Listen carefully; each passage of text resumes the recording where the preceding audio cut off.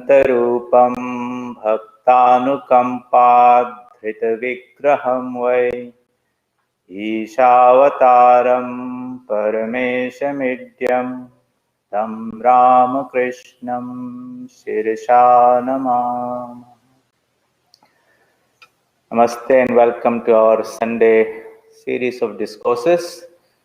Over the last two discourses, we have been discussing two very important teachings of Sri Ramakrishna when devotees would approach him and ask him this one question, which is of interest to all of us. So, what is the way to realize the truth? And invariably, Sri Ramakrishna would mention three practices for all of us to follow, to do. The first one is satsang, importance of the company of like-minded seekers of truth. And he would emphasize that very much. So we're trying to understand why that is important. The second one, he would say, now and then you must go into solitude. Very important. So much so that he would say, if you can go out and live in solitude for a period of 1 month, that would be very, very spiritually good for you. If you can't do that, maybe 1 week, 3 days, even for 1 day. That we cannot say that we can't do that. For those who are very, very serious about this, it will show, test your commitment to a spiritual life. And the third one is repetition of the mantra or taking the name of the Lord. They all three are interconnected. And that's all he would tell. He didn't say, read the Upanishads, read the scriptures and all those type of things. Practice, sadhana is the more important part. And as the mind becomes purer, your own reading of the scriptures will bring out the meanings far much more naturally, spontaneously. The sadhana part. So we discussed in great depth about what do you do when you go out into solitude. And in the last talk, we discussed about the importance of satsang. I tried to use some of the knowledge or understanding of science, so to say, to make it easier for us to understand the importance of it. But since it is such an important discipline and topic, I decided that I will continue that in today's talk also. Just to recap about what we talked in the last, discussed in the last talk, we said that this human mind, the mental dimension of our being, is just one part of our total personality. The total personality is, at the grossest level that we experience ourselves, is the physical body. Behind means subtler than this, finer than this, interpenetrating through this, overlapping beyond this, is what is called the mind, the mental space. So if the physical body were like ice, then the mind is like water, finer than that. But beyond the water is the water vapor. So behind that mental body is the causal body, that which is made out of intelligence, where the I sense is located. And beyond that, nameless and formless, without any limitations, is the pure consciousness, which is called the Atman, Paramatman, Brahman. So there are multiple dimensions or levels of our personality. And mind is the intervening one between the body and the intelligence of Atman that we are. So we wanted to know in greater depth what this mind is all about.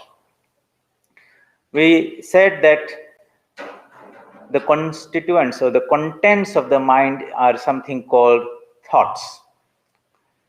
The technical word in the Sanskrit language is chitta vrittis.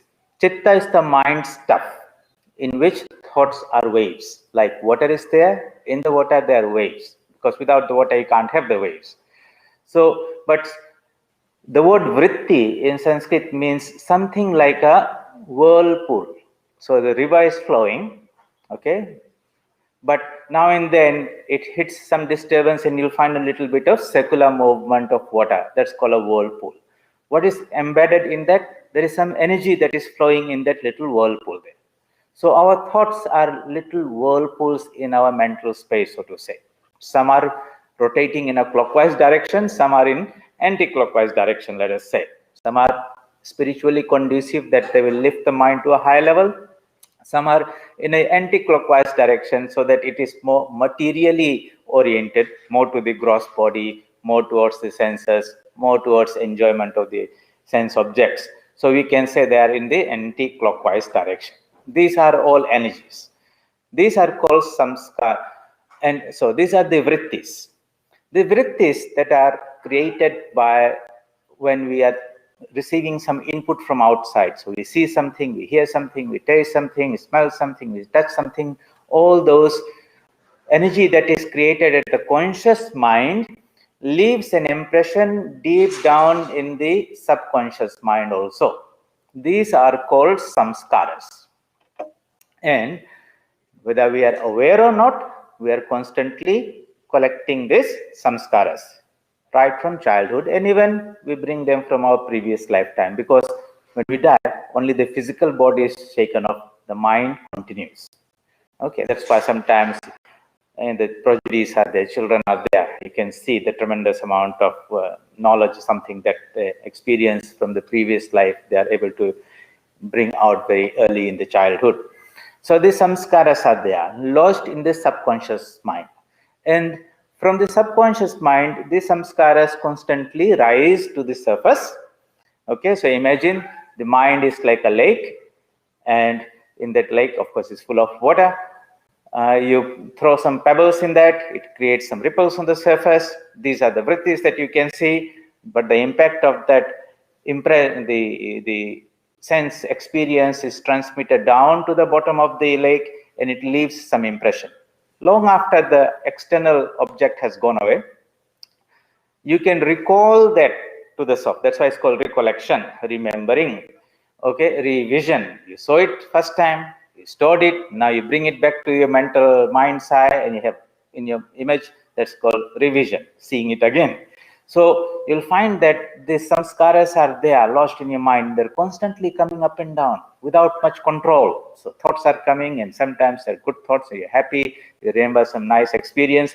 Sometimes some very painful experiences come without any control, or it can get caught into a loop like a worry or anxiety, or sometimes many negative whirlpools sort of combine together and try to suck you down in there, and you said, I'm getting depressed and I'm getting in the dark space or something. All these type of things happen in the mind space, in that individual mind space.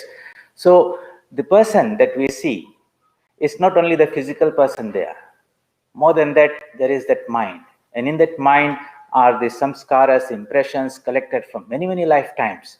And these samskaras and impressions, which is a result of our previous karmas, prarabdha and all those things are there. Prarabdha is those karmas that are begun to take, fructify or express themselves in this lifetime. They're called prarabdha, because the environment is suitable. In that suitable environment, those seeds that are in the garden of the mind will grow. Those which are relevant to the suitable for winter, the winter flowers will come, and some of the summer flowers will come. So when the environment is around right, those samskaras will begin to come up there. And there are some that you'll probably find they'll not come out in this lifetime. They're called the sanchita karma. That means it is like the example that is given is somebody has got an arrow. So he mounts some a bow and an arrow and a quiver on the back with some more arrows there.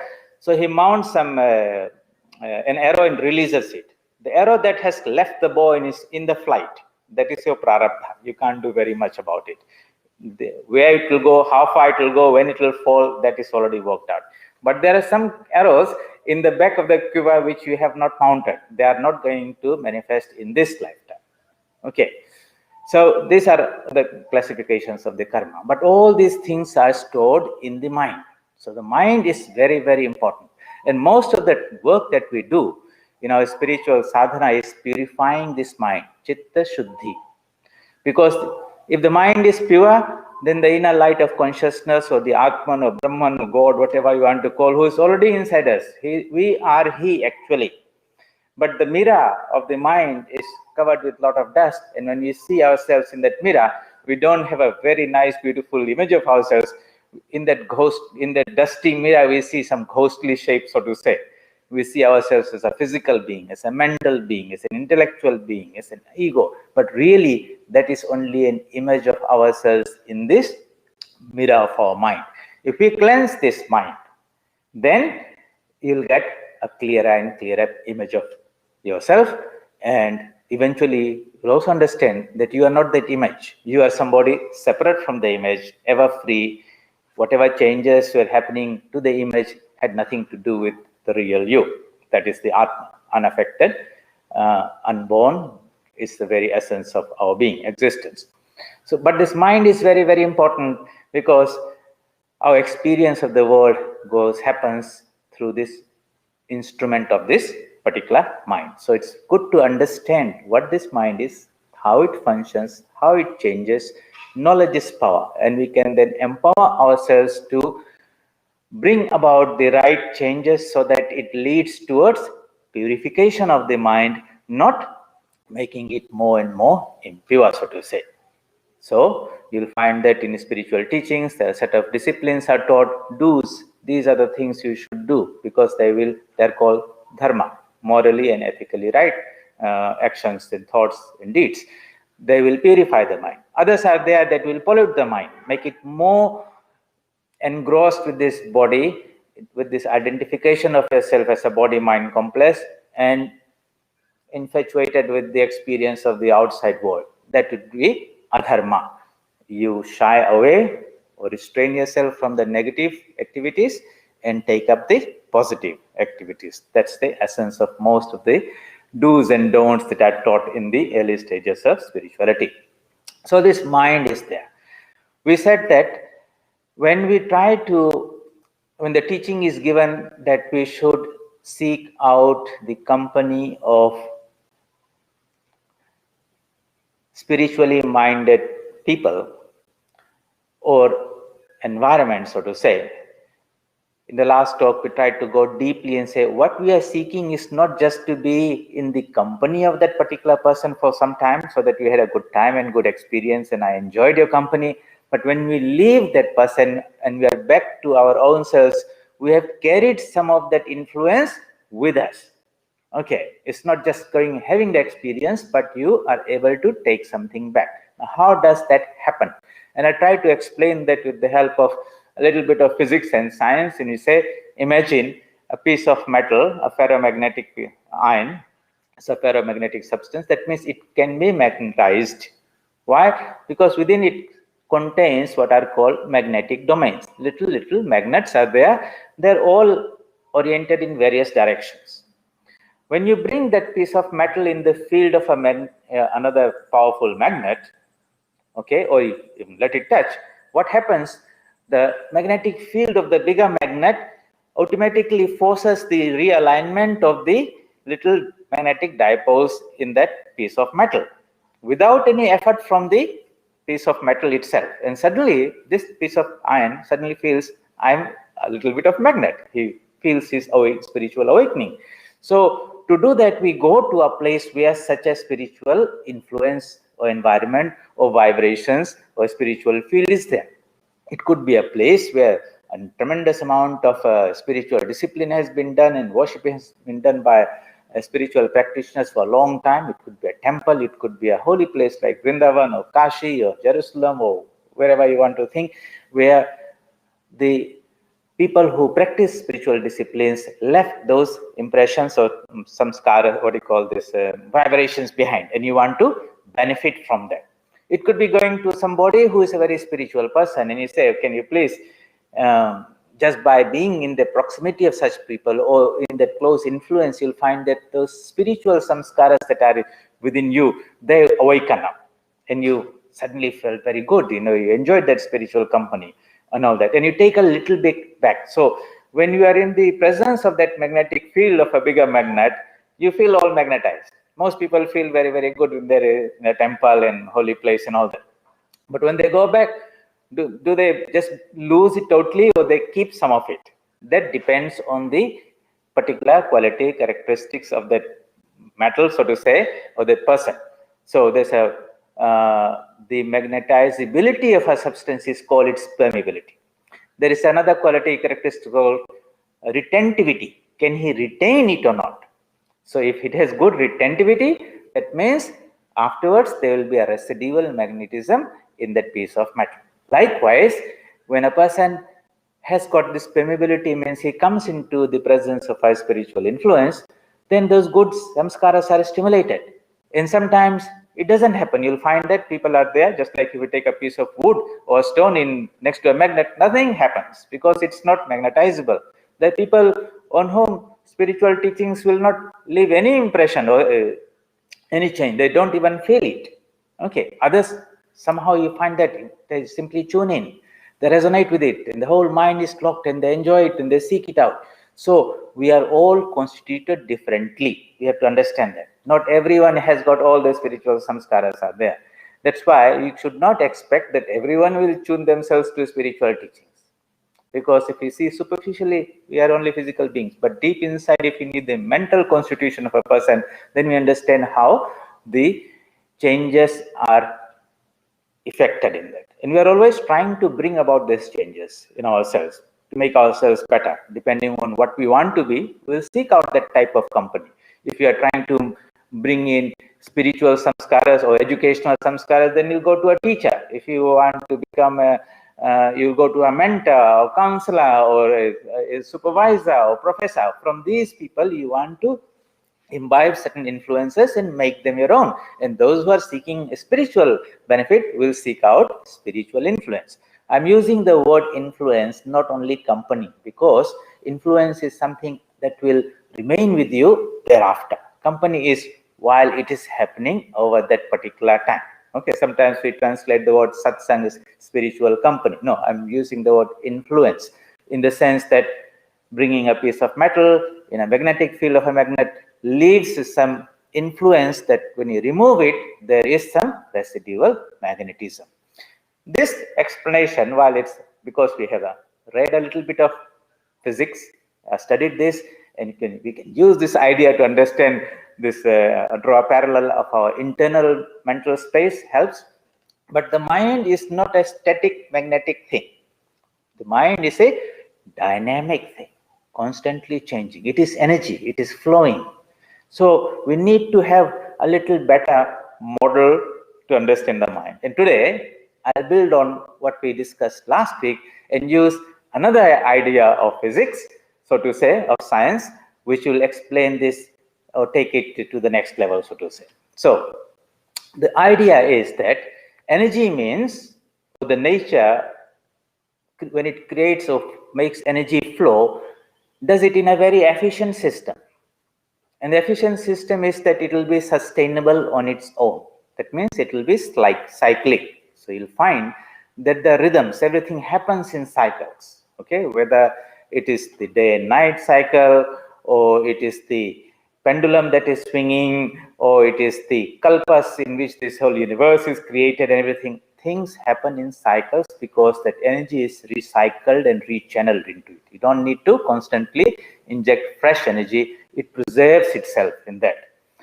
And you'll find that in different ways in nature, if you study, where this cyclic effect is there. For example, if energy flows from one direction to the other, then constantly you have to keep on injecting energy. For example, the fuel in a car.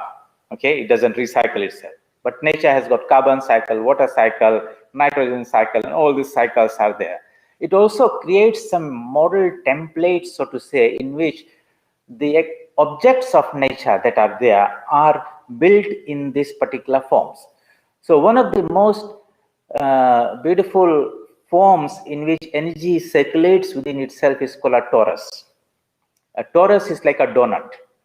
That means this is cyclic, like the tire of a tree, of a car, or donut that we eat, or a shape that is like the magnetic field of the earth is in a donut shape. It's a toroidal shape. Okay, that means beyond these physical things that we see, like a pumpkin and an orange and a grape and a fruit, the earth, the physical object is a manifestation of the subtle energy behind it in the mental space, so to say.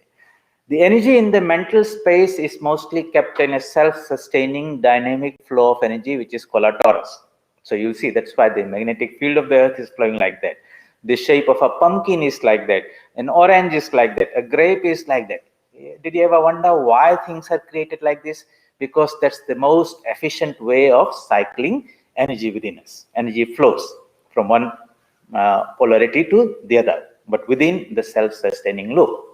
So here, when we say that there is this dynamic flow of energy, it will be in most efficiently in a cyclic form.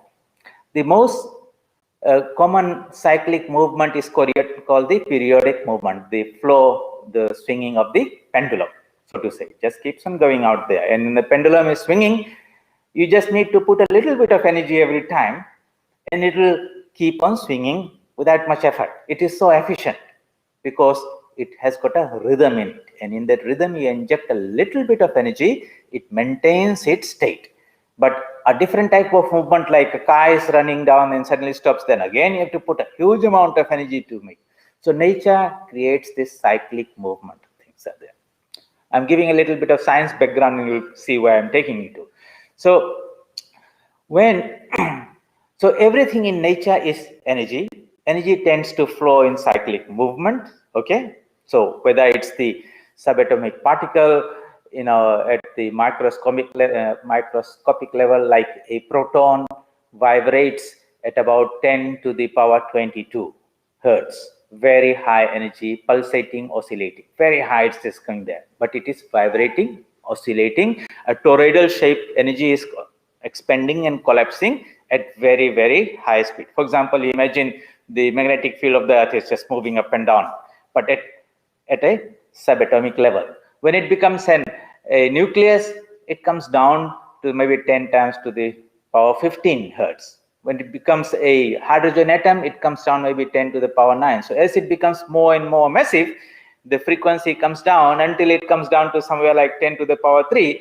It has become materialized, we say. It was there but when it was very fine, our senses could not pick it.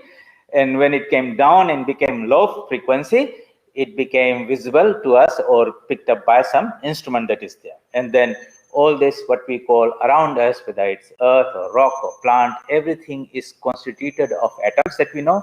But if we visualize each atom to be a oscillating field of energy, which have interlocked with themselves and have some degree of stability, then this whole creation, nature, the biggest of galaxies to the right to the subatomic particle, is only energy, but pulsating and oscillating in self-sustaining loops. That is what science has taught us.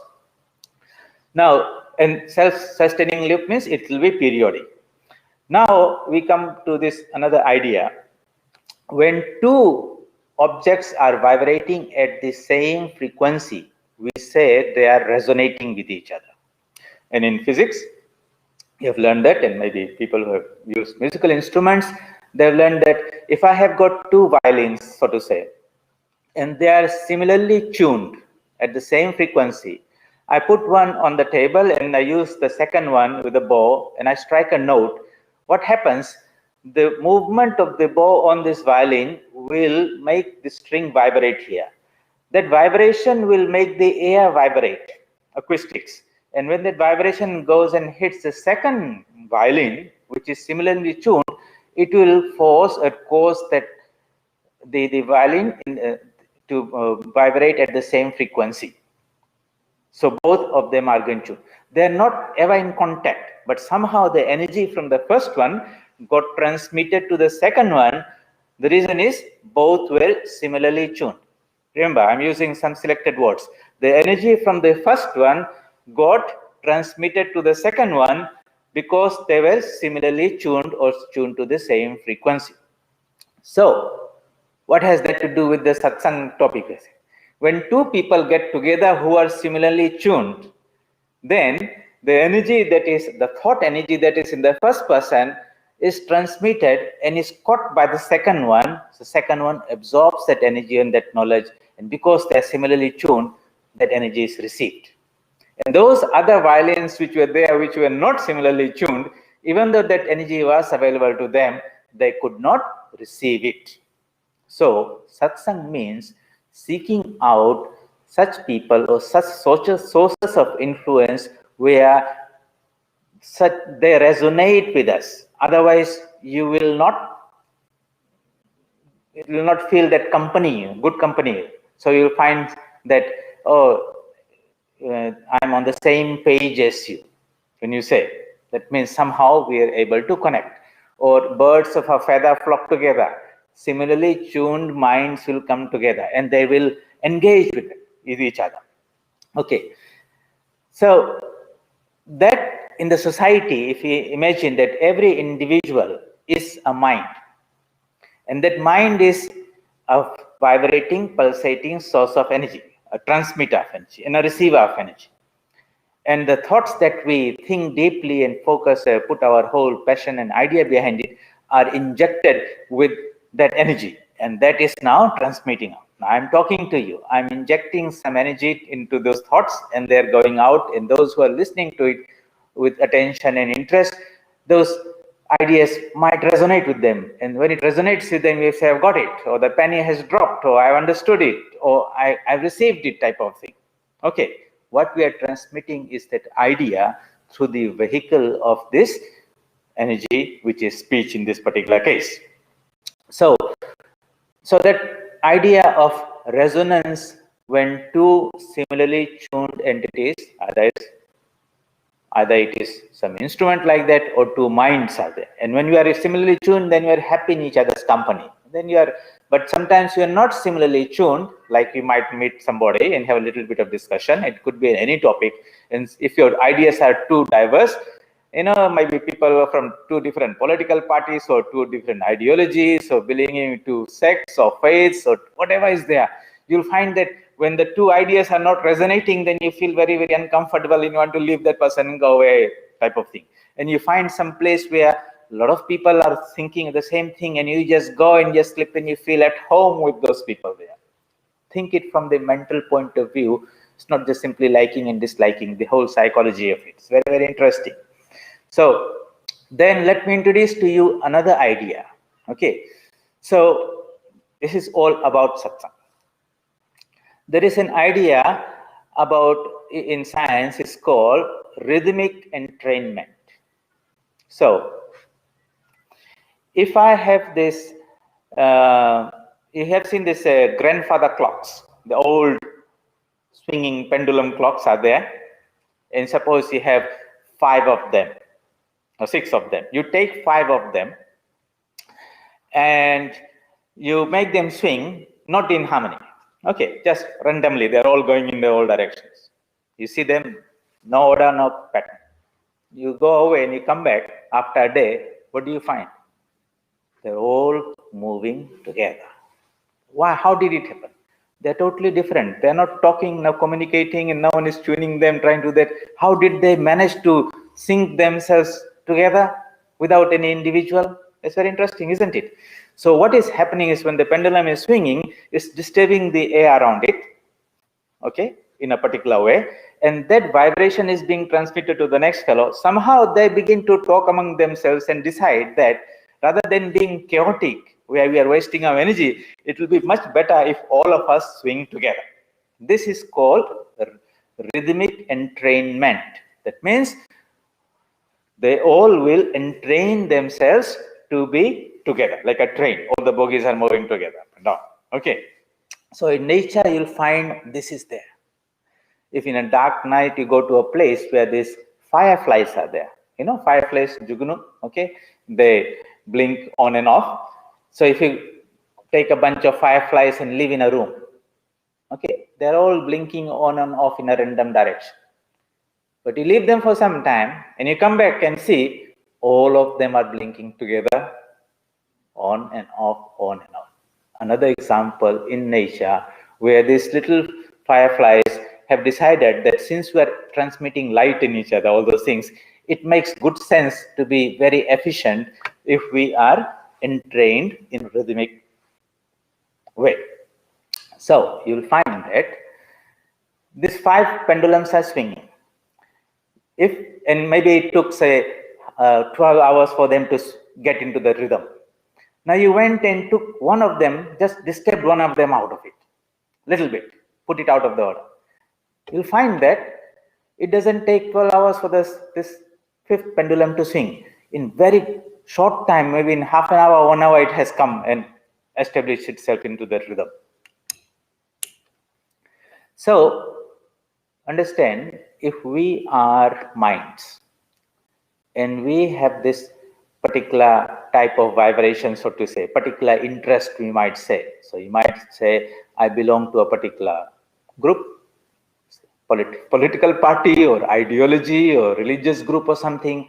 What we have are people where these minds are similarly entrained, so to say. And because they are entrained, they are all feeling very happy with each other, and they feed on from the energy from each other. So you go there and you feel at home, they're more closer to you than your own family members, and the ideas that are tossed out there help and support each other. Now you understand what it means to be the importance of satsang, spiritual company. You seek a place where there's a very powerful spiritual energy resonating in a very tangible way.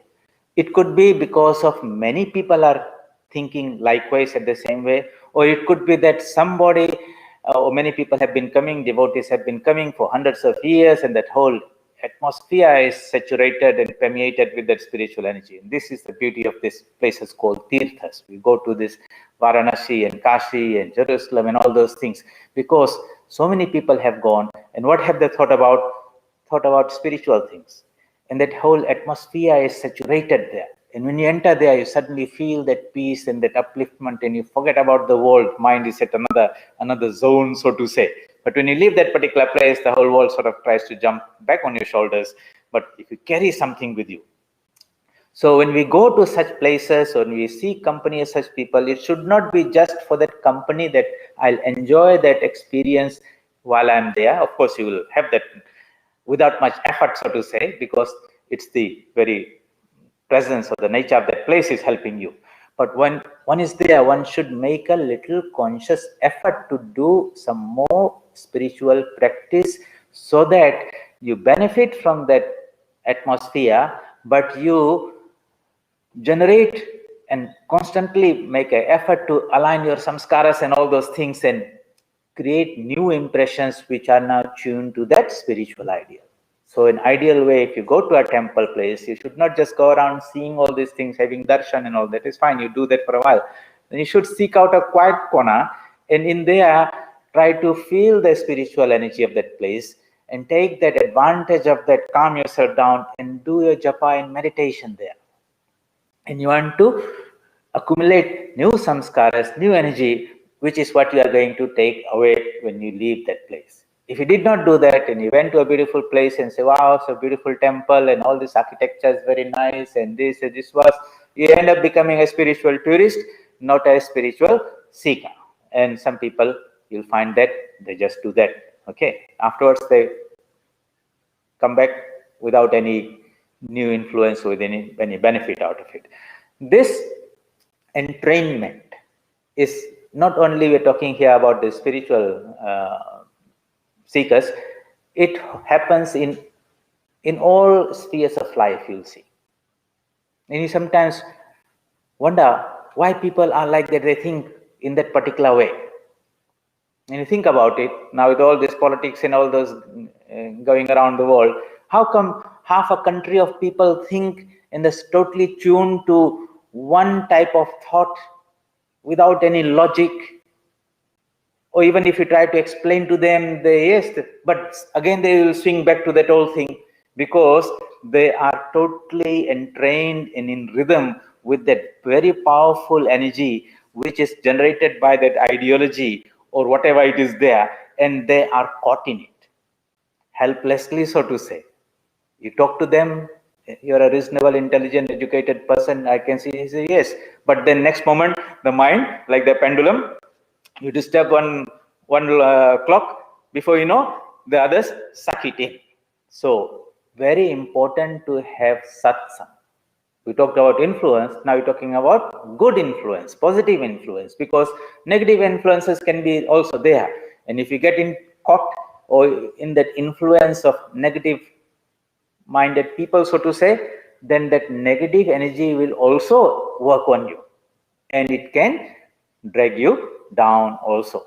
So in a spiritual life, one has to be very, very careful about what type of influence we expose ourselves to, whether it's ideology or political or educational or social and all that. You'll find that in this day age of social media, with this Facebook and YouTube and all those things, we are part of these big groups where ideas are floating without any validation, without any control, without any verification or authenticity, and we don't have those filters and firewalls, so to say. Anything and everything comes in, and you might not know, you might think these are just information, innocent, harmless pieces of information I'm gathering, but you'll find that over time they will all keep on adding and adding and adding together, and suddenly your thought, behavior and everything is beginning to get influenced, and you have become part of a group of people who are thinking like that, whether it is about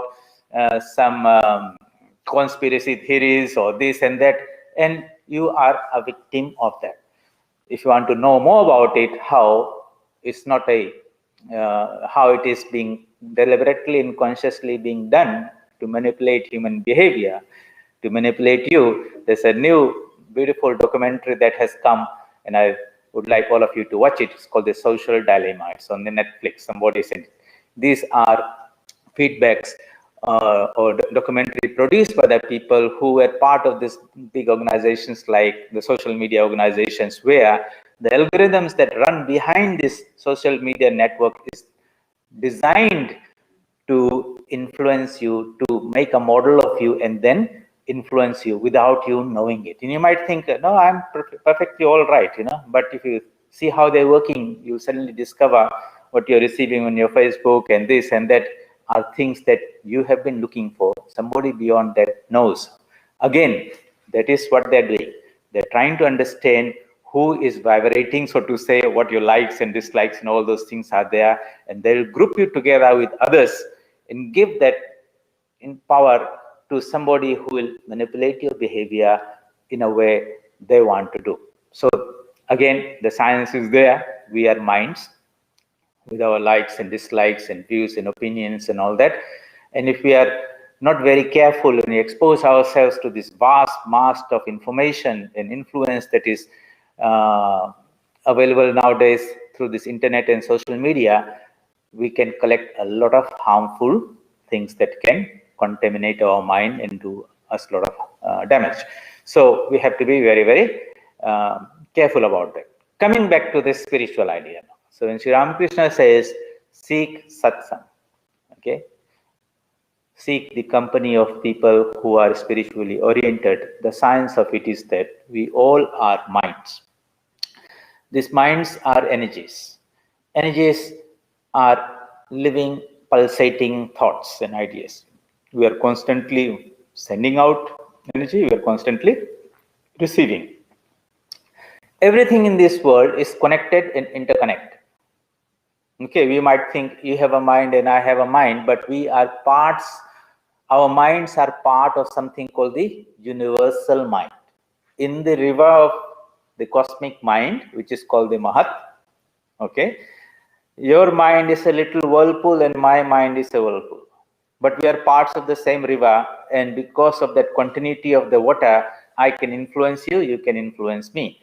Normally, we don't have much control of that level. So when I'm trying to communicate to you, I can, of course, communicate that idea to you telepathically. If we both of us have the same power, then I will not need to speak and you don't need to hear. The idea will be transmitted at the mental level.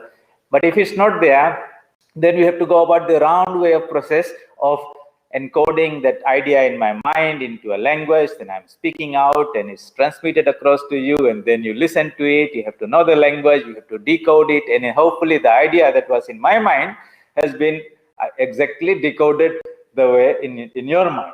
But you'll find that it depends on a lot of factors, depending on my capacity to encode it, depending on the noise that might come in there, depending on your attention and concentration, depending on your language grasp or mastery of the language to decode it, and eventually I might say something, you have got imagined something else, and you are happy thinking this is what the other person has said, but it could be totally different also. So this is the round way about of modulating and demodulating information. Modulating, demodulating. In technology is a device called their modulation, demodulation. But speech is this round way. Of course, those who are very, very advanced people, they can communicate telepathically. Sri Ramakrishna would say, I can see the contents of a person's mind like things kept in a glass showcase. You don't need to tell him. He can tell. And not only that, they have the power also to tweak it and get it adjusted it also. Spiritual people can have that type of influence, but they will do it in a way that's not going to jar you and shake you too much and disturb you, rattle you, so to say. In a nice, natural way, they will realign your thoughts and your inner samskaras so that it's now pointed to the spiritual goal. And when that happens without your effort, then you said, oh, that's grace. I didn't do it. Somebody did it for me. And sometimes we actively seek that grace. So that means that influence. So you go to a temple and you make the sastang pranama, all 8 parts of the body is touching the ground. You want to soak in that vibration that is in that particular place into your own being. You see, offer the light to the deity, and you take what is called the sarati into you. You are taking that energy in the light form into you. You offer some food or charanamrita to the deity, and then you take it, drink it. You are trying to take in those vibrations. You might want to ask the Pandit or Pujari or the Swami to bless you by touching your head. You are asking to soak in that vibration. You might want to kneel down and touch his feet. All these are behind the psychology is that those are sources of some high positive spiritual vibration, and you want to receive that. And the way is to do is to make that connection. Now you understand why it happens. So when we make that connection, some flow will happen. Okay, it's not just about being in the presence, but we want to make a connection. And when we make a connection, there's a flow. So in physics, we know that what is a requirement for something energy to flow from one direction from one level to another, there has to be a potential difference. Just like from a higher voltage to a lower voltage, electrons will flow. There's an electrical power will flow. From a higher water pressure to a lower water pressure, a water current will flow. Higher energy education level, knowledge level to a lower knowledge level, education or knowledge will flow. So a person becomes a student and goes to a teacher. He makes that connection, opens the door and says, I'm ready to learn. And the teacher then transmits the knowledge, but it's not transmitting in the sense, it's like you're filling an empty bucket with water. It's not like that. The knowledge is inside you. The teacher removes that obstructions, and the inner knowledge rises up within us, because knowledge is the essence of our Atman. So the work is not adding something into. Our mind is not like an empty well where you fill it with water. Our mind is like a spring where some rocks or stones were there, and those were blocking the top of the head of the spring. When you remove that, the water gushes out. Knowledge gushes out from within, because knowledge is the nature of the Atman. So this Atman is behind this mind, but if this mind is not transparent, it's not pure, then the light from within doesn't shine through. Satsang, spiritual company, japa, meditation, going into solitude, any form of sadhana, any form of puja. Puja in Sanskrit means that which purifies. Pu, Sanskrit what means? The purifier. Ja means that through which it happens. So puja is not only going to the temple and making some offerings of some fruits and flowers to God and said, I have done my puja, my annual puja. Or, I didn't know that I got the help of some pandit or some who officiated that puja on behalf of me, but I didn't have any idea what had happened. And I took the prasad, and that's my puja. The real puja is that purification of the mind that happens by associating ourselves with some divine higher spiritual influence.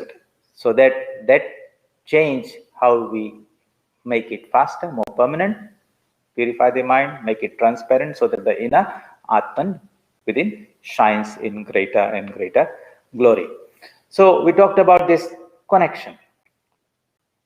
When there's a connection, there'll be a flow of energy, a flow of knowledge from a teacher, in a high school teacher, or primary school teacher to a student.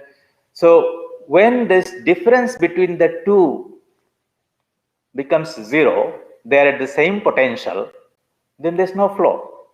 The water pressure is same in both levels, there's no flow.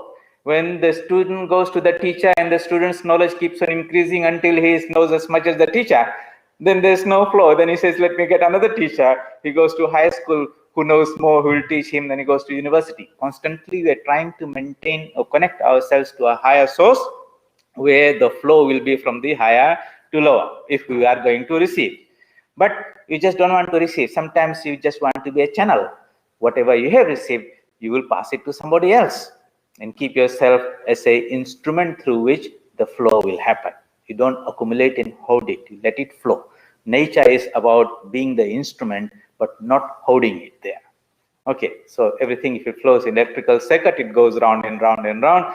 Water cycle, you are just a part, a node, a loop, part of the loop through which the flow happens. The higher source, it could be something like even money. A rich man gives money to a poor man for the service he gives, so long there's a difference between the wealth of the two, the employee remains an employee of the company. But when they have the same amount of money, there's no flow, and he goes and gets himself employed somewhere else or something, or he begins to transmit to somebody else like that. So you'll see this whole world is a network, and we are connected and interconnected. Then all of us are not at the same level, and there is a flow, and the flow is always from the higher to lower. This is how the external world is constituted, we can understand. But we said that we as human beings are more than the physical body, more than the mental body, more than the intelligence body, but ultimately a spiritual being. That spiritual being level, the Atman of Brahman, is the powerhouse, so to say, of infinite knowledge, joy, happiness, and all those things that we. And the greatest science is to be able to connect ourselves to that powerhouse, so to say, where we can draw as much as energy and knowledge and happiness that we want. Okay, so mostly our education teaches us how to connect at this physical world level. That doesn't teach us how to connect ourselves to that spiritual source that we are. Spiritual science or inner science or the path of yoga and meditation is about developing those techniques and tools by which we connect ourselves to the deeper dimensions of our being, what we really are. And you'll find that we don't need anything from outside. Whatever we need is within us. That is what is called seeking God, trying to realize our own self and all that. So this flow of energy, if we understand the science, then we consciously seek out the right sources of influence. We open ourselves to that knowledge. We not only want to get a little bit of enjoyment while in the company, we want to imbibe some of that influences into our being and make them our own, because that person, that deep level or samskaras or the impressions or energy that we resonate in, that is what is our personality is. Because then we ourselves become magnetized. And when you become magnetized, you can magnetize somebody else. And that's why people call somebody has got charisma. Somebody has got a magnetic personality. We ever try to understand what does that mean? When you go to that person, you get charged by the ideas of that person. You get inspired by that person. You didn't try to think about it. You just got so lifted and you want to be like that. And so when such people really become the great leaders in whatever sphere of life, they can cast an influence on others. Whether they are people with some wonderful ideology, some great thinkers are there, they never maybe met many people, they sat down in some place and wrote down something, articulated their ideas, and then it just caught fire. When people read that, they get so inspired. It could be in such presence, those people have such tremendous amount of spiritual magnetism, so to say, that thousands will respond to them. And now you understand when Swami Vivekananda in the Chicago Parliament of Religion stood up and said 5 words, sisters and brothers of America, this mostly Christian audience, all that suddenly stood up and clapped and clapped and clapped for so long. And if you ask them, why did he do it? They said, we just don't know. Somehow it resonated so deeply with what we are, that we just appreciated it. But now we understand that the magnetic personality, the spiritual personality of the Swami was so strong that other people just got entrained into that, so to say, and really synced in with them. And they saw that. They kept on coming to his talks every time Swami was going to speak like that. So how do we develop this type of personality where we can be a good influence in the society? And our magnetic power should be so strong that the negative influences cannot come and overpower us. You have to have your own little armor, your firewall, so to say, in the Sanskrit, in the religious terms, your kavacham, the armor that you wear. People, when you go to the war in the olden days, they will put a metal plate or something on their body. So how do we develop this type of protective shields from negative influences? We will discuss this in one of the future topics. But we have to understand that we are living in a field, so to say, in a mental space where all types of ideas are being constantly thrown out into this mental space. And whether we know or not, we are all in very gross ways or subtle ways, knowingly or unknowingly, being influenced by that. Going into solitude means you want to move away out of these negative influences that are constantly troubling you, so that you can work on your own self. Now you understand why that solitude thing means there. It's not that I just don't want to talk with people and they're always disturbing there. No, this mental space that we are in is too much crowded with a lot of negative noises and something like that. You want to move into an area where, and then where these influences are not that strong or not available, far away, and be in a company maybe where such nice positive ideas and influences are available. And for a spiritual seeker who wants to do this in a very serious way, then where does he go? He goes to an ashrama and lives in the company of swamis of spiritual seekers who have committed and dedicated their life to that, and he has got that access to that wonderful influence around there. That's why sometimes you go to the ashramas where constantly puja, worship, devotion, and all those things are happening, and you suddenly immediately feel a sense of peace and calmness and the pacifying, calming effect there. The vibrations of that place entrain you, rhythmic entrainment, and your mental pendulum, so to say, begins to swing along with there, and suddenly you feel very good there. But when you come out of that, then the outside world entrains you to the worldly life with all your job and duties and responsibilities, and suddenly you are dancing to their music, so to say. And sometimes it is not very, very pleasant, because your own natural frequency, this is the thing, swabhava, how we are constituted. If one is a very spiritual minded person and he's got the natural frequency of a spiritual person, he will simply enjoy the company of that area. You take him out of that and put in the midst of the people who have or environment where the frequency is different, he is not able to entrain himself there, and he'll feel fish out of the water, as they say. I'm just feeling I don't fit in there. This is not my group, and he wants to get out of there. So you see, if we understand what this mind is, that it's a pulsating, I'm using this word, pulsating energy. We are all like this transmitters at a particular frequency. Energy is living energy, is dynamic, it has got a particular frequency, and it's always tries to seek the right type of frequency where it can be in tune with. So we have to be very careful that we don't sink down in the wrong lower frequencies and get entrained with that. And if it happens when you fall in the wrong company and you stay with them a couple of time, a long time, you become like one of them. You fall in the company of thieves and corrupt people and all those type of things who constantly tell lies and this and that. After sometimes you find that you are doing the same thing because you have become tuned to that. If you can resist that temptation and good samskaras, you try to seek the company of uh, something that is spiritually conducive, then you find a place where such type of influence is available and you are at home there. But ultimately, we have to understand this whole world in this mental space entrains us, resonates us at some level where it is holding us down there. And this holding us at that mental level is a problem because it is preventing you from rising to that higher plane. Okay, so definitely we want to avoid the negative influences. We take help of the positive ones, but at some point we want to go beyond all influence into the influence of our own higher self. And for that, we need to discuss the third topic, third spiritual discipline which Ramakrishna prescribed, repetition of the name of the Lord, repetition of the mantra.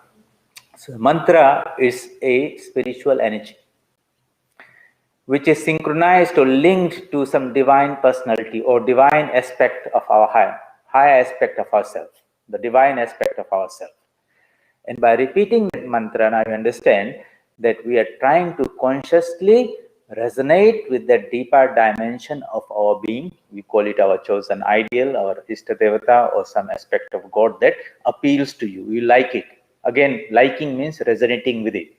Okay, so it's somehow it is tuned to your mental constitution, and you feel very comfortable and you are attracted by it and you like to contemplate about it and pray to it and meditate on it. That is your own higher self. But there are some spiritual techniques and aids by which we can consciously make that effort to lift our minds from this world frequency level, so to say, to the higher spiritual or frequency level, which is our divine. And that is the efficacy or the outcome of a japa and meditation, repetition of the Lord's name. So this, even though the instructions are very simple, going into solitude or having satsang, spiritual company, or repeat the mantra of divine mantra. But if you go deeply into the psychology of the mind and understand what this all means and have a logical understanding, you get a little bit deeper conviction, and that conviction then becomes more translatable into an action. So knowledge is great, but actionable knowledge is what we want. So we read these things, we process it, we discuss it, we try to interiorize it and see how our own minds respond to the positive energy that is there. So this world is a whole mixture of everything. Let me read something from a lecture from Swami Vivekananda, and you can read the whole thing on your own. It's called The Powers of the Mind. This was delivered on 8th of January 1900 in LA, California. He says, the mind is universal. Your mind, my mind, all these little minds are fragments of that universal mind, little waves in the ocean. And on account of this continuity, we can convey our thoughts directly to one another. Each mind is connected with every other mind, and each mind, wherever it is located, is in actual communication with the whole world. The world is one of influence. Part of our energy is used up in the preservation of our bodies. Beyond that, every particle of our energy is day and night being used in influencing others. Our bodies, our virtues, our intellect, and our spirituality. All these are continuously influencing others, and so conversely, we are being influenced by them. This is going on all around us. Now, to take a concrete example, a man comes, you know he's very learned, his language is beautiful, and he speaks to you by the hour, but he does not make any impression. Another man comes and he speaks a few words, not well arranged, ungrammatical perhaps. All the same, he makes an immense impression. Many of you have seen that. So it is evident that words alone cannot produce an impression. Words, even thoughts, contribute only one third of the influence in making an impression. The real man contributes two thirds. What you call personal magnetism of man, that is what goes out and impresses us, the magnetic field around us. The science of yoga or meditation claims that it has discovered the laws which develop this personality. And by proper attention to those laws and methods, each one can grow and strengthen his personality. This is one of the great practical things, and this is the secret of all education, secular or spiritual. This has a universal application in the life of a householder, in the life of the poor, the rich, the man of business, the spiritual man. In everyone's life, it is a great thing, this strengthening of this personality. There are laws, very fine, which are behind the physical laws as we know. That is to say, there is no such realities as a physical world, a mental world, a spiritual world. Whatever is one. Let us say it is a sort of tapering existence. The thickest or the grossest part is here. It tapers and becomes finer and finer. The finest is what we call the spirit, the grossest the body. And just as it is here in the microcosm, it is exactly the same in the macrocosm. The universe of ours is exactly like that. It is the gross external thickness, and it tapers and into something finer and finer until it becomes God. So whatever is here, but it is graded, differentiated. The physical body is the gross part, physical world. It becomes finer and finer and finer, and the other end is called the Atman or the Brahman. And we have this mind in between, which is maybe blocking that connection. How we can purify the mind so that we are totally integrated with our higher self in its totality. That's art and science of religion and spirituality, and we'll discuss this more next week. But I would like you to read that lecture, The Powers of the Mind. It's much more than I have read out to you. Until next Sunday, stay safe, do your meditations, and may all be happy, secure, and good.